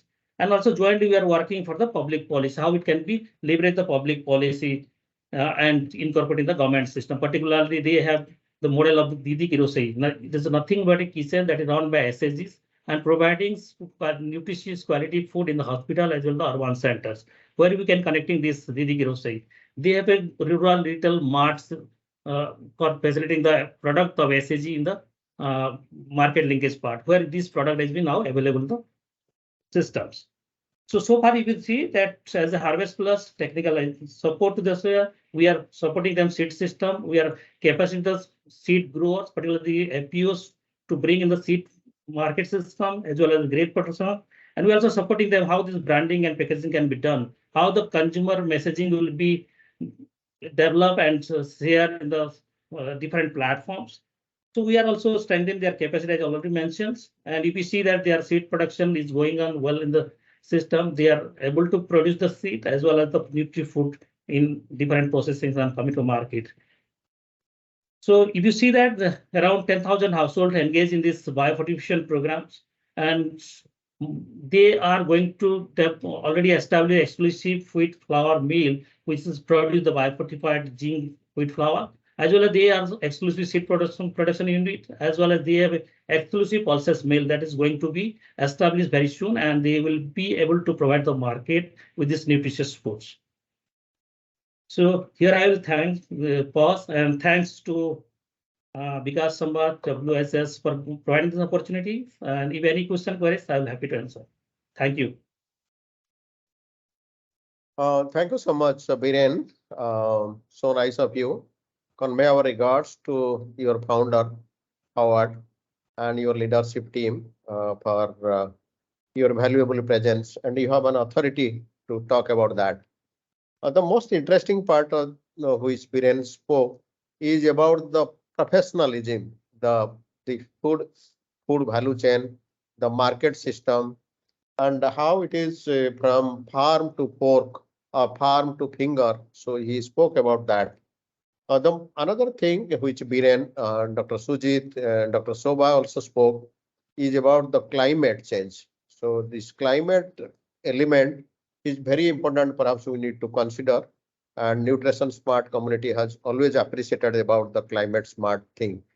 And climate change is both victim to the diluted food system and also a contributor to the diluted food system. So and climate change is also making food less nutritious. That is quite obvious.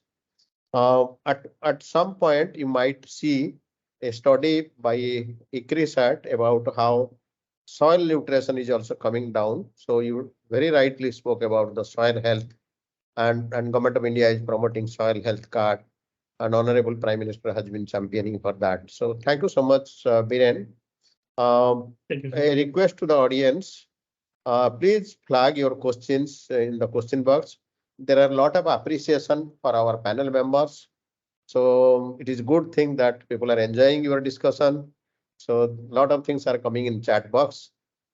So this is good. Now we have a very, very important guest. He is quite senior, learned, and there is a saying, if you cannot manage media, media will manage you. So we have a person here who will manage us for next few minutes. He is none other than Rajiv Tikku. who is the editor sustainability in Outlook Group, with his gray hair and very, very famous jacket. He will take us to the development world, and which perhaps many of us must not have known. This is a great opportunity to know you. Sujit spoke about community radio, which you championed in Asia. Sujit spoke about many communication things which you pioneered in the country. So over to you, Rajiv ji. Thank you, Basanta ji. Thank you very much for your kind words. It's very kind of you to talk good words about me, and thanks a lot for esteemed panelists who I have had the privilege of listening to earlier during this webinar. It was really enlightening to get an overview from Sujit ji particularly, and the latest cutting edge things from Biren ji, of course, and Shobha ji was very helpful to listen to you also, and Pratibha and Philip also walked us through the interesting work they have been doing. So I'll briefly, Basanta ji has asked me to talk about media and resilient food systems. Now, resilient food systems itself is a very nuanced kind of a subject, and to add a media lens will make it more nuanced, if not complicated. So let me try to slightly focus on one smaller aspect. How can media advance the cause of resilient food systems? So that may help us to structure this next few minutes in a better way for our audiences also. I'll just refer to a study which was conducted in UK a couple of years back in 21. Some of you may have already known it, and some of you may not be aware of it, but it's good to refresh actually. A study of around 1,000 kids in the UK, 6 to 11-year-olds, was conducted in 2021. The idea was to get a sense about children's appreciation of health benefits of fruit and vegetable. But it came out with a very, very surprising findings. 25% had never eaten an apple in life. 20% hadn't even heard of bananas. 33% hadn't heard of carrots. Now, this would be still fine, but what was more surprising was that 33% of the kids believed that the produce simply comes from the supermarket. They had no idea about farms, agriculture. And another 11%, they thought that the foods were simply made in a factory. Now, this data, of course, is about UK and a smaller representative sample. But what is interesting is that these kids were not exactly poor. They were at least eating 4 pieces of fruit and vegetable a day already. So this is broadly the understanding of children about food in UK. But I would say probably this would also apply to a section of urban children in metros in India also. Because if we compare apples to apples, I think well-to-do people here and well-to-do people there, they almost enjoy similar lifestyles except the pollution and external environment. And here we're talking about food systems, and then we're talking about resilient food systems. So it is really a step up in our in understanding of people, of food and agriculture and the food systems and resilient food systems, where climate change is of course a big factor. While its progressive policymakers are setting the agenda about resilient food systems, because at the end of the day, food systems are estimated to contribute 1/3 of global greenhouse gas emissions. Even at COP28, we're expecting a leader's declaration on food systems, agriculture, and climate action for integrating food systems and agriculture into national climate agendas, which is very great, of course. But probably we need to get back to the ground level, the basics. There is a disconnect between important stakeholders, people which would say, I would just confine to farmers and consumers. While as farmers in India or agricultural community or local communities have been practicing resilient food practices for ages, but probably in their own localized communities in their own way. And the discourse globally is happening at a different level, which is politically correct.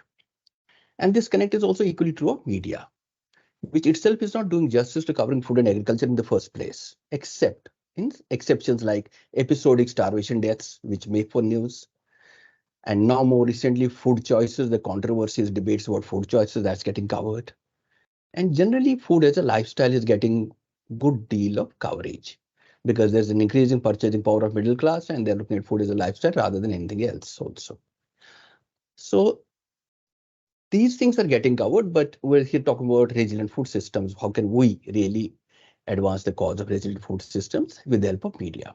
But if media does so, there is also a risk amplification possibility also, which was seen during the COVID-19 pandemic, when it also led to media's coverage of lots of issues, including food, led to panic buying also. So there's a trade-off also here.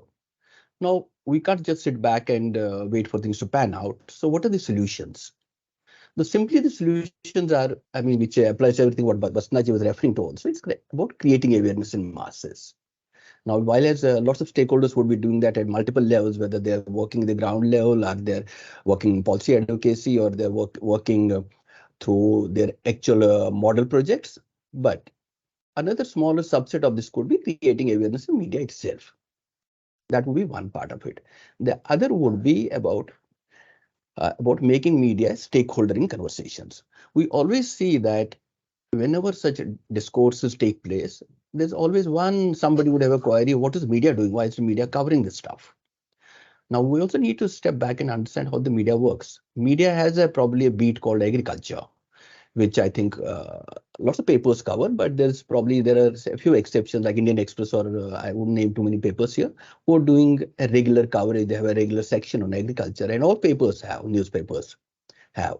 But their understanding is confined to agricultural ministry and to what they call is farmers welfare as the ministry is defined, because that is what the ministry is, and that's how the departments in media are also constructed. So probably we need to look at helping media to help the larger cause. So that would be pretty useful here. So creating awareness in media about agriculture and its linkages, for example, resilient food systems. If we look at it, they could be studies, they could be related right from 7 or 8 SDGs to at least 13 SDGs. So those linkages have to be highlighted. Those linkages need to be brought home. And we need to really create awareness on the various aspects and then come to specific resilience part of it. And in SDGs itself, SDG 9, and there are two SDGs, SDG 9 and 16 refer to media directly. Now, if I honestly ask this August gathering here, how many people have seen any discourse on SDGs, which has been happening for the last 7-8 years now? Really focusing on media's role in terms of media as a stakeholder, not as an accelerator or as an influence externally, but as a part of the SDG framework itself. I haven't come across many references really.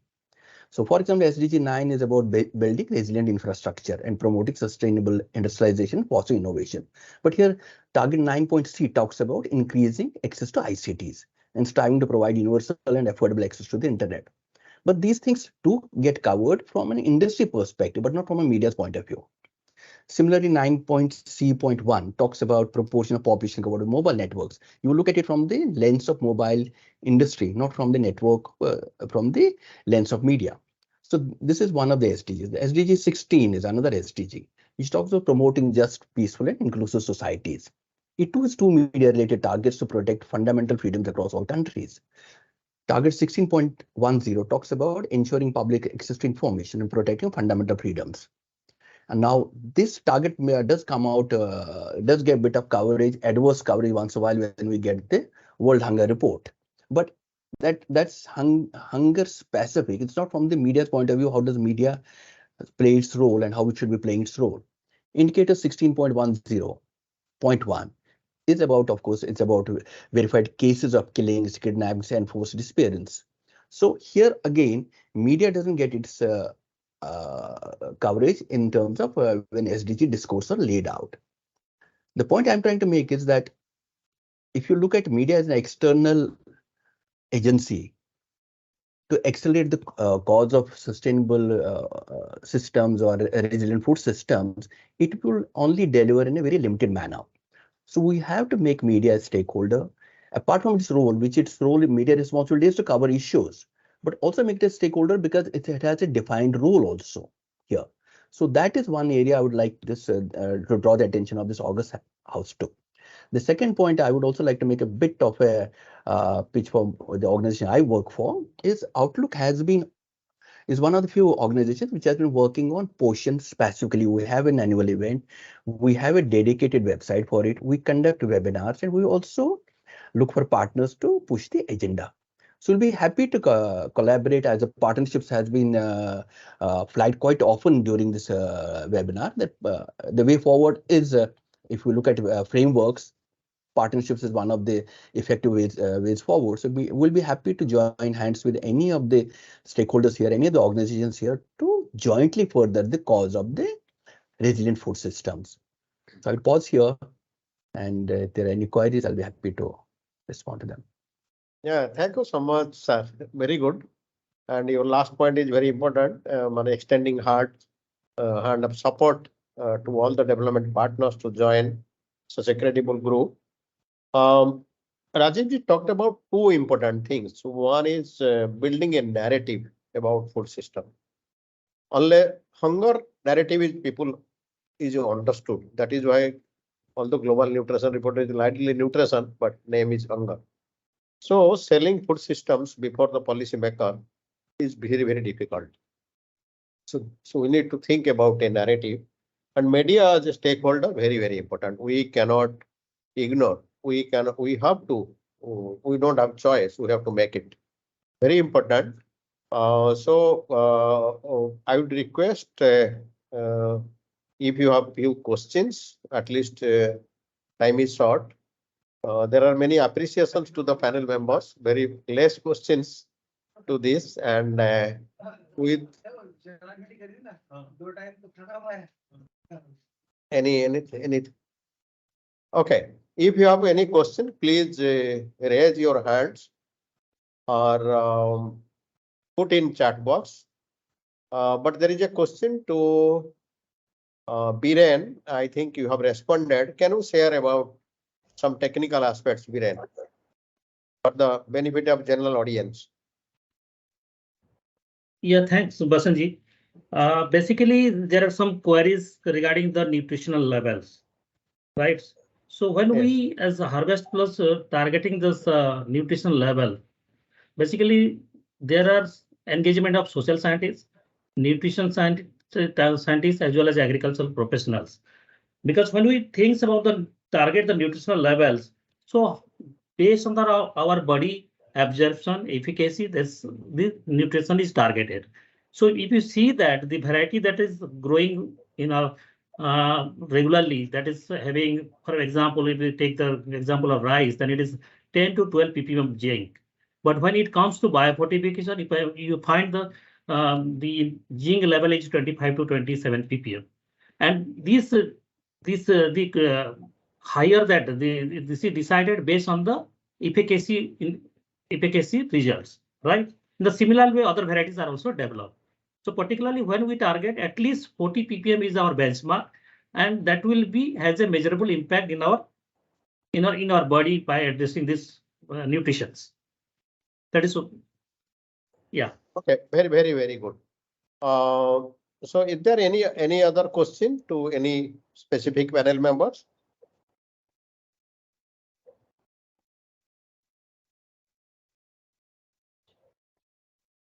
Okay.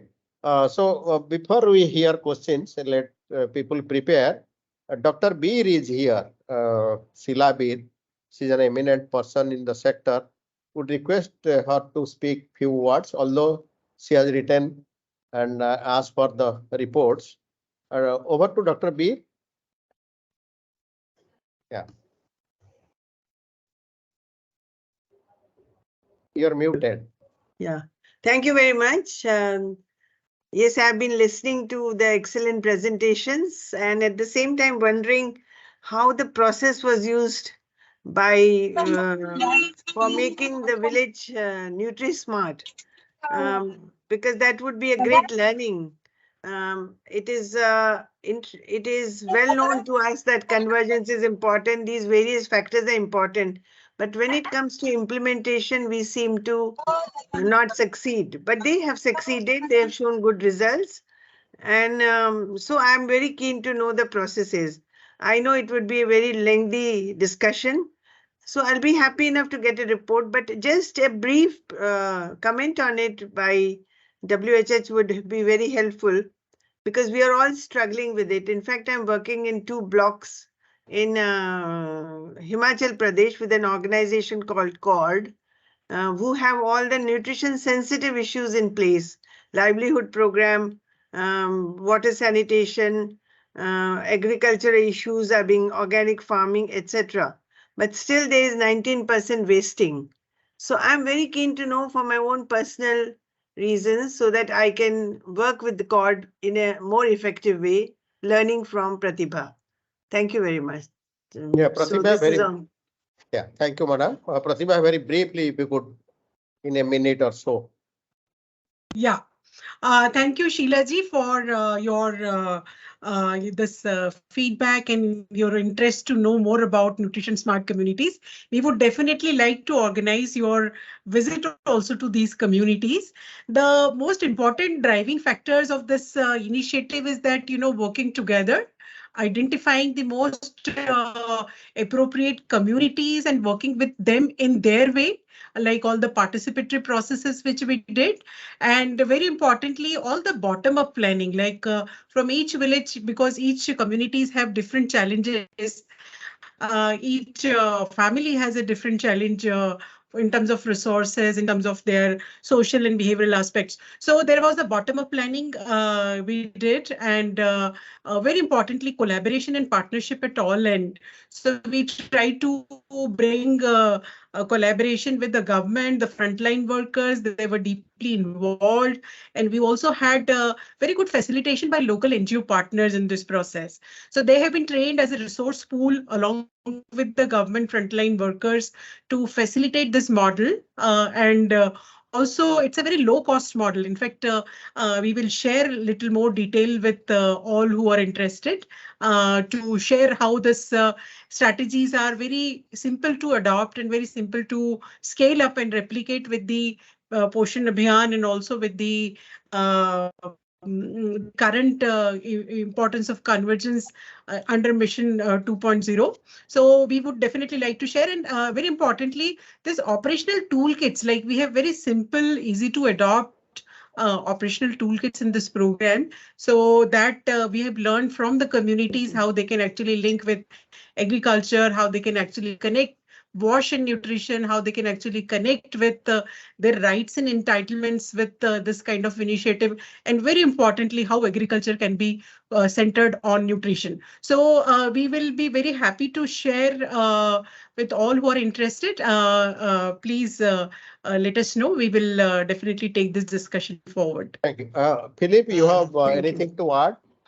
Yes, maybe one aspect is convergence at the community level is actually easier than conversion on a district level or national level. Conversion actually, if it's well facilitated, happens automatically. And it boils down, when you look at the Indian Extension Service, to 3 or 4 people. It's the Ananwadi, the Asha, the community resource person, maybe 1 or 2 agriculture related, extension workers. And for us, the anchor was ICDS. And for me, these women, these Ananwadi workers are doing a tremendous job in India. And there became a bit the ambassador, the coordination focal points in the villages. And they reached out, to the horticulture department, to the Ashas, to the CRPs, and became something like an ambassador, I said, and that worked very, very well. And we slowly, of course, to also facilitate scaling through the government system, we developed tools to support these Ananwadis, to not only provide a nutrition education, but also to establish these coordination systems at community levels. And we made it as simple as possible, because we all know there are millions of Ananwadis, and you need to scale it, and you cannot overload them. At the end, we realized that the Ananwadis were very happy because they had a very systemized toolkit in their hand, where they were clearly guided through this community process without being overwhelmed. And that's just one best practices, but there are many more to share. But yes, to really look who is your nodal agency, who will then facilitate the conversions at village level. Thank you. Thank you so much, Philip. Thank you. I think good that Dr. Rajiv ji, you have responded to someone. So that is taken care. We have a very good question from, perhaps difficult question from Sudeepa Das.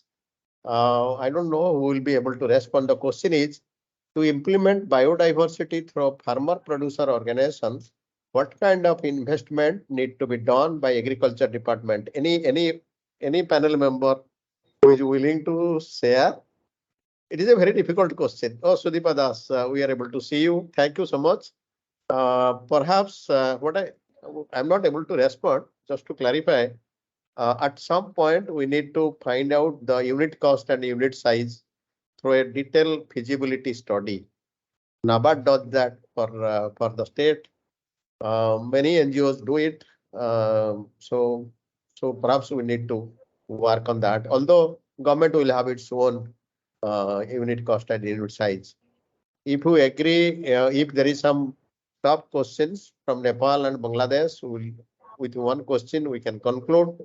Or Sachin ji has been very kind enough to be here, although he has a lot of engagements. So over to Sachin ji, then questions can come in between if there is something. Sachin ji. It has been a very enriching discussion. Can you hear me? Yeah. So it has been a very enriching discussion, and it is great privilege to actually hear so many different dimensions of food system, challenges, possibilities, and definitely see old friends here. So that is also another opportunity. And thank you very much, Basanta ji, for coordinating in a very learningful manner. So I think that is also a additional gain from this discussion. I will not get into what actually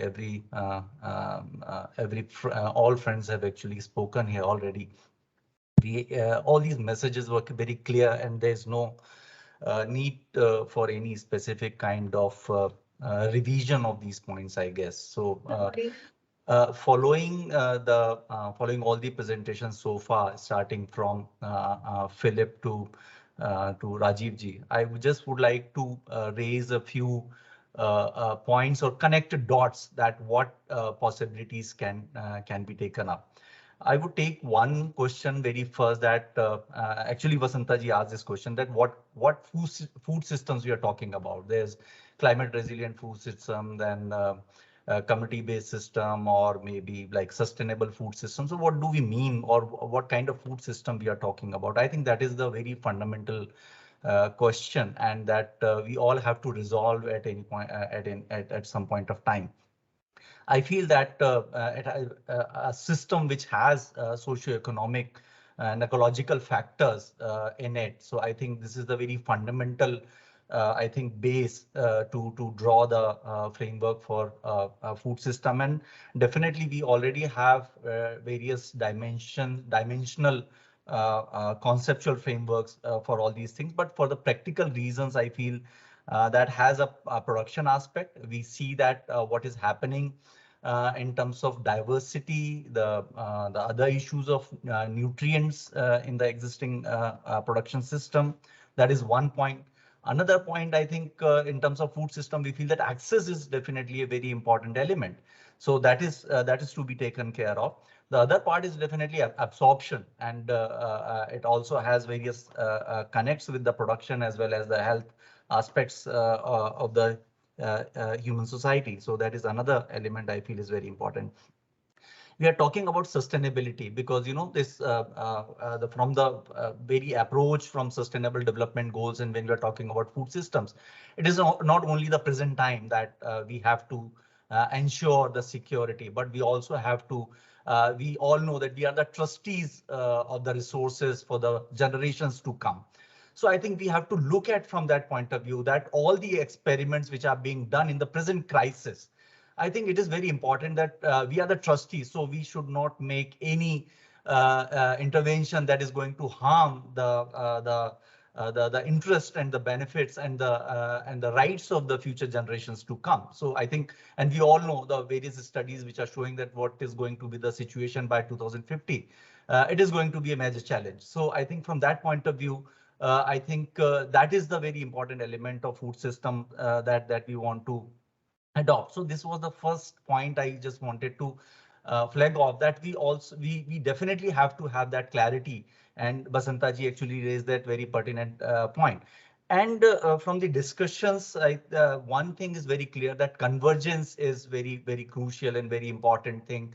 And we cannot actually just keep a focus on community or the state programs or public distribution system or the market. So I think all these elements have to be seen in a composite manner, and we have to have that very crucial element in our programming and perspective and conceptual frameworks. So convergence is definitely very critical, and we have to continue to actually sharpen that approach towards convergence. It's still actually, it has various dimensions. It is still, convergence has different meanings for different different programming frameworks. So I think for that reason, we also have to see that how it is defined and how it is actually applied.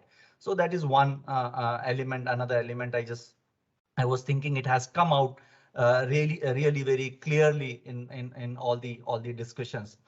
One question that has also come in from what Shailaji also suggested, and it also came in some other discussions, that research element is also very important, and we also have to see that the strategies that we are adopting, the resources we are investing, and what is going to be the long-lasting impact of all these interventions. So I think research is a very important element. So we as civil society organizations, we have to adopt this strategy as a core of our programming. We should not although it is also an expert domain, it has various technical dimensions, but I think it is also the responsibility of the civil society community to actually adopt the research strategies in their programming and monitoring. So I think that is also a very important factor.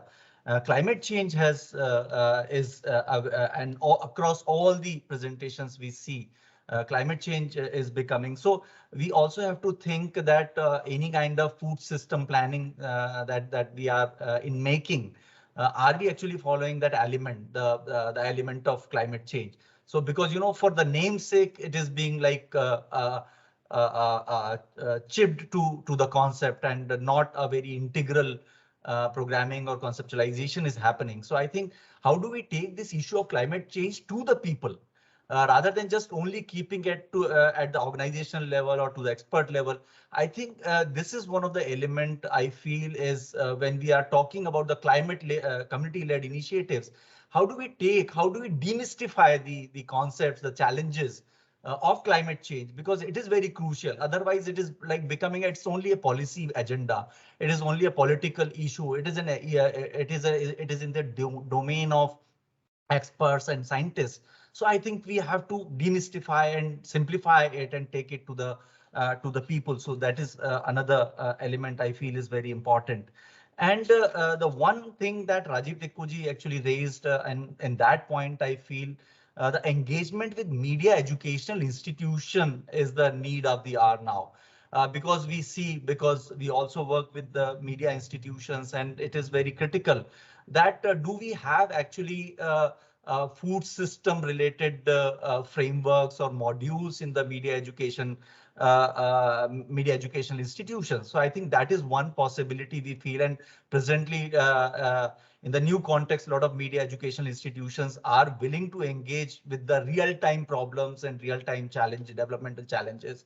I think that is another possibility that we can explore. So I think one immediate thing is to engage with the media institutions, as he suggested, and also I think it is important to engage with the media education institutions, so that actually in coming generations we have people, those who are well versed with this thing.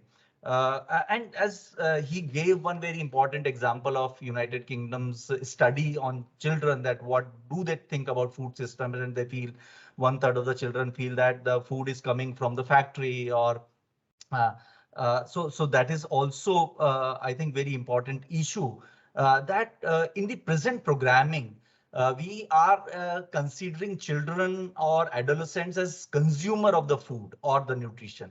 They are the beneficiaries, but I feel they are the partners of the process. Because if you want to bring sustainable change, it is important that how do we partner with children and adolescents so that actually they also have understand about food systems, that how food comes in, what is climate change, what is food diversity, what are the food practices. So I think how do we link it with children and adolescents? And I think there are numerous civil society interventions and learnings are also in place that they should become a partner in the process rather than just the and taking them beyond the beneficiary approach. So they become a very important player in this system, because when we are talking about sustainability after 10 years, actually they will be the core community. So for that reason, we have to start working with them from now. And that is one important element. And I think we have to actually explore strategies and develop processes that how this can be taken forward. Another thing that is coming out is, I think that is somewhere actually it is not very loud, but I feel it is very important, is food behavior. The issue of ultra processed food, and it actually came like this sugar, high fat, and all these increasing consumption of all these things. We also see that what is happening on the issue of food labeling now. So I think this is also very important. So how do we actually, when we are talking about food diversity, the element of like this food consumption practices is also very important, that how do we actually manage this? Otherwise, that what is happening in terms of now obesity, we are talking about undernutrition, but we are also seeing that how we are moving towards overnutrition and obesity and all these non-communicable diseases issue. So I think that is also a very important element that has to be taken up. So I think these certain things which are very practical and critical at that point of time. Another point is in the present domain, actually DBT and cash distribution systems, I call it now, like now from public distribution system, now we are actually moving in a new domain that can be termed as like cash distribution. A lot of new cash distribution programs are coming in different states and different forms. So how actually it is contributing in food consumption practices, food security, because the fundamental argument is being given behind all these cash support programs. We in Madhya Pradesh, we are seeing that Ladli Behna scheme. There's a program in Karnataka. So how actually it is contributing? Because if economy, household economy is a, if cash is an important element, that how actually it is contributing in household food systems and food economy, food practices. I think that is one area that we as organizations also keep a track of this. And I think it is going to be, because it is not a very small investment. It is actually, it is crossing all kinds of investment, like it is going beyond nutrition, health investments. So like almost 20,000 crore is being invested in a year in Madhya Pradesh on Ladli Behna scheme. So how do we actually see transformation in the food systems by through these kind of programs? So because we have been advocating for DBT, so now we have to see that how it is contributing in the food practices. And one last point is, I think, which is missing and to be added is like the impact of war and violence on the food systems. What is happening, like we know that what is happening Israel and Palestine, the Russia and Ukraine, and all these things have actually a lot of impact on food systems and food security. So I think the peace cannot be kept isolated, or it cannot be kept away. Without this thing, I think it is going to create a lot of burden on economy. It is going to create on a lot of pressures on access. And definitely, ultimately, it is going to create a lot of challenges in terms of malnutrition or maybe hunger. So I think for that reason, we also have to think, how do we include the elements of peace and justice in the concept of food system? And this is actually a part of the food system thing. But I think how to actually, when we are talking so much on scientific and technical aspects, technological aspects of food systems, I think simultaneously we also have to talk about what is happening in terms of these elements of peace and justice. I think it has to be brought in, because whenever we have discourse and discussions with the policy makers, with media, so I think that understanding has to be actually expanded to the larger framework, again, it links with the interest of the future generations to come. So I think these are the very important thing. And last point I just wanted to bring from what Shailaji was also asking, that we have done something, but I think it is also important to see that how it is done. So that the process documentation and the learnings from the programs, I think there are multiple programs from multiple approaches are being implemented. So I think this how part is very important, and I think it is very crucial and important for us as a civil society organization, as a practitioner on ground.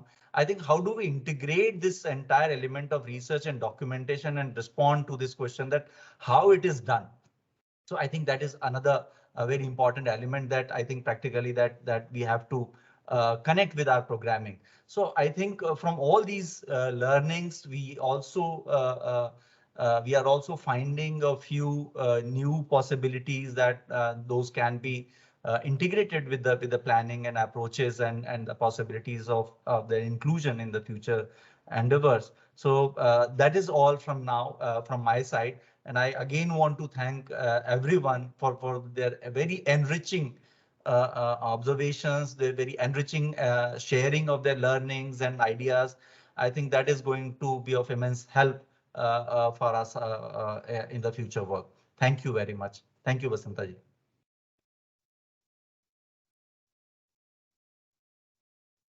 Thank you so much, Sachin ji. Very, very insightful. And it is also full rich with a lot of experience, passion, learning, and your commitment. The concept trusteeship, what you said, is very, very important. So are you talking about sovereign food system, or are you talking something equivalent to that? So what our future generation will remember? So with many on your speech, you spoke many aspects of way forward. I think in the discussion series, we'll try to see how it is captured, how discussion by Vikas Sambad and Wealth Hunger Hill Pay would be unparalleled, and it is not crowded in the crowd. At least it will be unique, and it will provide an alternative to the whole world. And what Philip talked about, building a Nutri-Smart world. So he didn't confine to only one village, one house, to the whole humanity. So we'll look forward to that. There are 3 questions. One was from Sachdeva sir. The second was from Kalyani ji. Third was from Puneet ji. Because of the time constraint, we may not be able to answer these questions. But one clarification which Biren has clarified. So Biren, it is not about biofortification. He's speaking is not about genetically modified food. I will share a very one-page paper written by Professor Swaminathan. So he has articulated about 3 forms of biofortification, and what Biren spoke is the biofortification through conventional hybridization, not through genetically modified food. So be rest assured about that. Now we would request your photographer to take few pictures. With that, we'll conclude. Thank you so much again, Sachin ji, Pratibha, Philip, all the members from your VSS and also Wealth Hunger LP, and our great panel members who could respond just with a call. We are immensely thankful and grateful to Sujit, Biren, Shobhaji, Rajiv ji, extremely thankful. And Dr. Bhavana has also shared. Monisha, you are here, so your picture is here. Good that you are here. Monisha holds a PhD degree. She is from Jammu and Kashmir. So thank you so much. So who can take picture? Manisha is doing a research on nutrition smart communities these days. So maybe next time she'll present her findings. Yes, it's good. Yeah, so anybody is taking the picture?